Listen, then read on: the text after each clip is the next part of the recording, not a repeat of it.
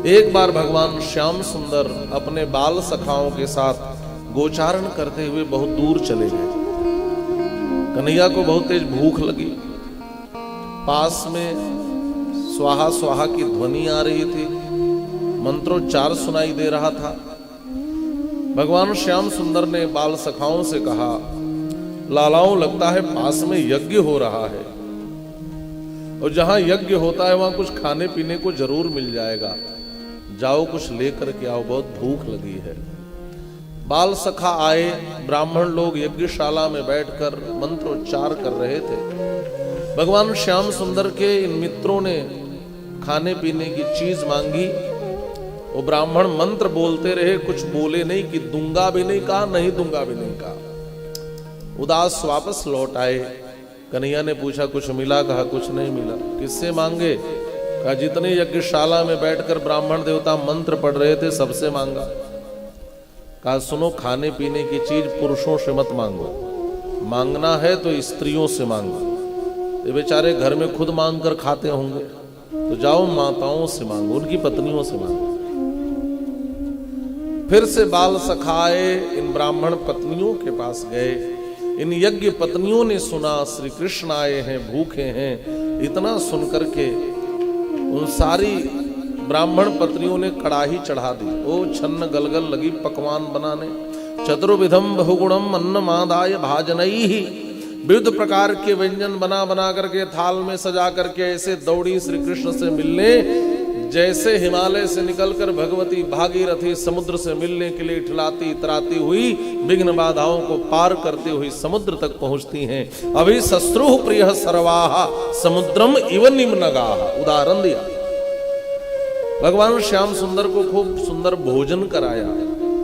कन्हैया ने कहा वो वापस जाओ। सबने कहा हम जाने के लिए थोड़ी आई हैं, और यदि अब हम गई तो हमारे घर वाले स्वीकार नहीं करेंगे। गृह्णन्ति नो न पतयः पितरौ सुतावा न भ्रातृबंधु सुहृदः कुतैव चान्ये तस्मात् भवत् प्रपदयोः पतितात्मनाम्नो नान्या भवेत् गतिररिन्दम तद्विधेहि। कन्हैया ने कहा एक बार वापस तो जाओ, सब स्वीकार करेंगे। ये ब्राह्मण पत्नियां वापस आ रही थी। इधर ब्राह्मणों के जीवन में इस सत्य का उदय हो गया, श्री कृष्ण साक्षात ईश्वर हैं, परमात्मा है, नारायण है। जीवन बीत गया यज्ञशाला में बैठकर मंत्रोच्चार करते हुए। जीवन बीत गया शाकल्य डाल डाल करके अग्नि कुंड में आहुति देते देते। जीवन बीत गया वेदियों पर चावल सजा सजा करके विष्णवे नमः नारायणाय नमः करते, लेकिन आज तक भगवान के दर्शन नहीं हुए। ज्ञान है, यज्ञशाला है, वेद है, कर्म विधि है, लेकिन भगवान हमसे दूर है। हमारे जीवन को धिक्कार है। ब्राह्मण कहते हैं धिक जन्म नस्त्र विद विद्याम धिक व्रतम धिक बहुज्ञताम धिक कुलम धिक क्रियादाक्षम विमुखा एत्वधोक्षजे। हमारी क्रिया दक्षता को धिक्कार है, हमारे श्रेष्ठ कुल को धिक्कार है, हमारी विद्या हमारे ज्ञान को धिक्कार है। हम सब लिए बैठे रह गए, भगवान दूर रहे, और हमारी पत्नियों के पास कुछ नहीं था, हृदय में केवल प्रेम था, और हमारी पत्नियों ने भगवान को पा लिया।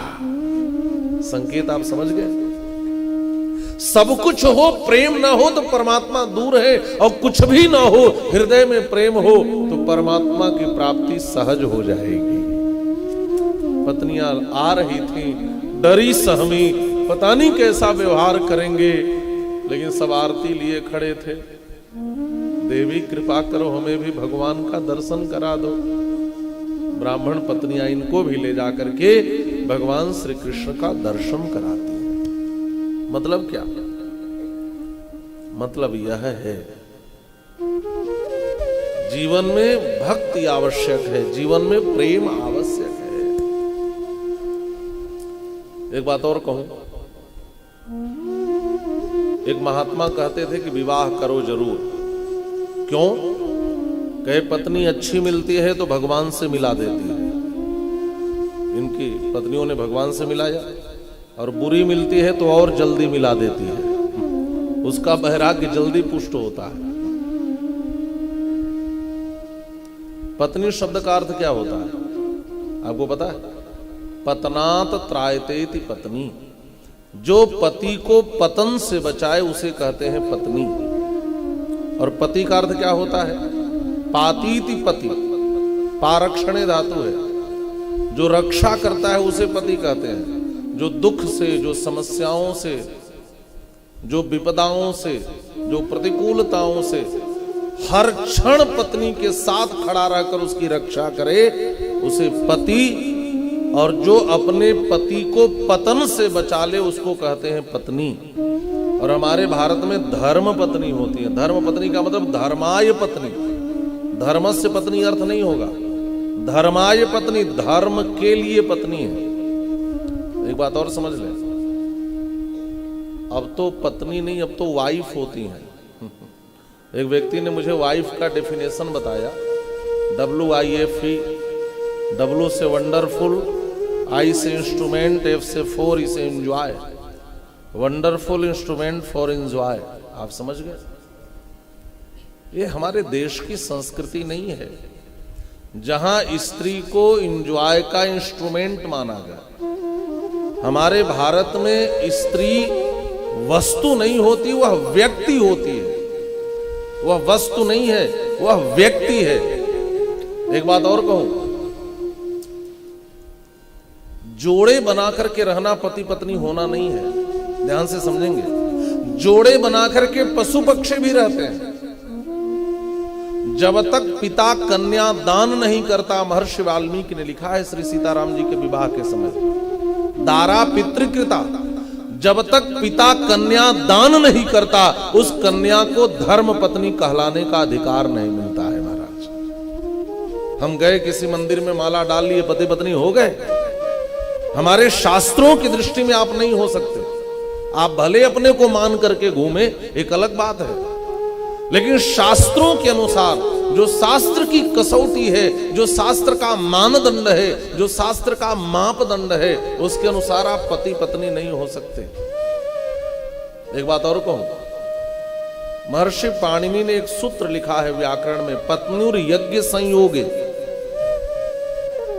पति पत्नी मिलकर दुनिया में कहीं घूम आए, वर्ल्ड टूर पर चले जाएं, कुछ भी करें, लेकिन पत्नी तो सार्थक नहीं होता। जब पति पत्नी ग्रंथि बंधन करके किसी यज्ञ में भाग लेते हैं, तब स्त्री का पत्नीत्व सार्थक होता है। इस बात को आप समझ लें। इसलिए हमारे यहां विवाह संस्कार का बड़ा महत्व है। ऐसे हमारे भारत में 16 संस्कार हैं, 16। आज वर्तमान में 2 बचे हैं, एक विवाह संस्कार, एक अंतिम संस्कार, और सारे संस्कार लोग भूल गए। और विवाह संस्कार भी अब एक तमाशा बनकर के रह जा रहा है। हिंदू संस्कृति का पूरा मजाक देखना हो तो आप किसी शहर की शादी में चले जाएं और आप देखिए हिंदू धर्म का कितना मजाक उड़ाया जाता है। एक तरफ ब्राह्मण को बैठा दिया जाता है, वेदियां सज रही हैं, इंद्रम आवाहयामि, वरुणम आवाहयामि, बृहस्पतिम आवाहयामि, और दूसरी ओर मुर्गा बकरा काटा जाता है पकाने के लिए, नॉनवेज विवाह में खिलाया जाता है। एक धार्मिक आयोजन है हमारा। विवाह एक संस्कार है, ध्यान से समझेंगे। हम वहीं किसी जीव की हत्या कर रहे हैं, किसी का गला काट रहे हैं, कोई वहीं तड़प रहा है बगल में, किसी के प्राण ले रहे हैं, और उसी के बगल में हम कहते हैं प्रभु पधारो। हमारे यहाँ धार्मिक आयोजन है, कृपा करो। एक ओर हम जीव हत्या करते हैं और दूसरी ओर देवताओं को आहूत करते हैं। विवाह जैसे संस्कार में भक्तिमती शबरी जी के जीवन की भी यह कथा मिलती है। हमने विवाह को तमाशा बना, और कहीं कहीं यह भी देखने को मिलता है, ब्राह्मण देवता कह दिया महाराज 2100 रुपए।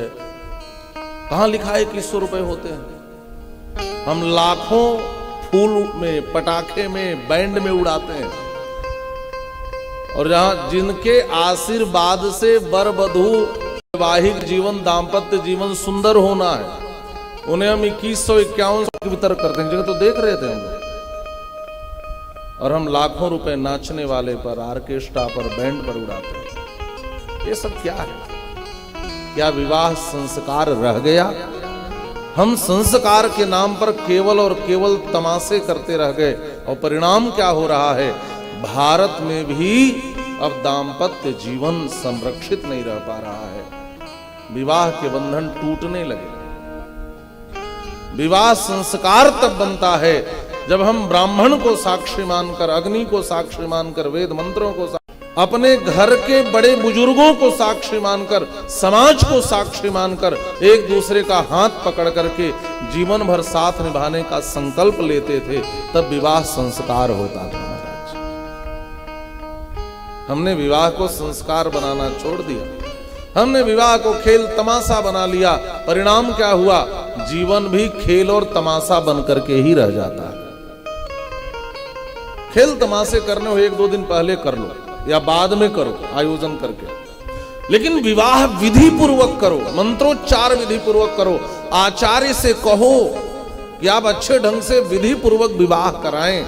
जब विधि पूर्वक विवाह होगा तो आपकी संतान भी श्रेष्ठ होगी, माता पिता की सेवा करने वाली होगी, माता पिता के विपरीत चलने वाली नहीं होगी।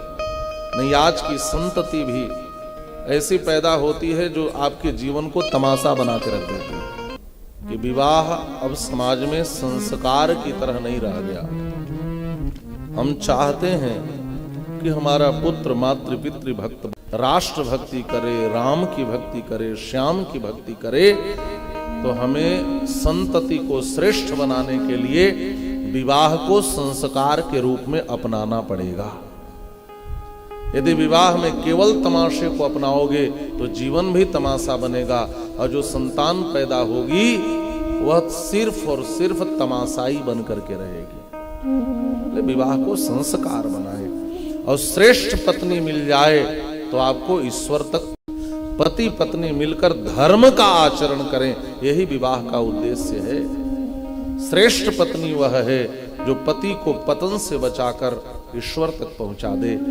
और यज्ञ पत्नियों की अनुकंपा से इन ब्राह्मणों ने भी भगवान श्याम सुंदर के दर्शन पा लिए।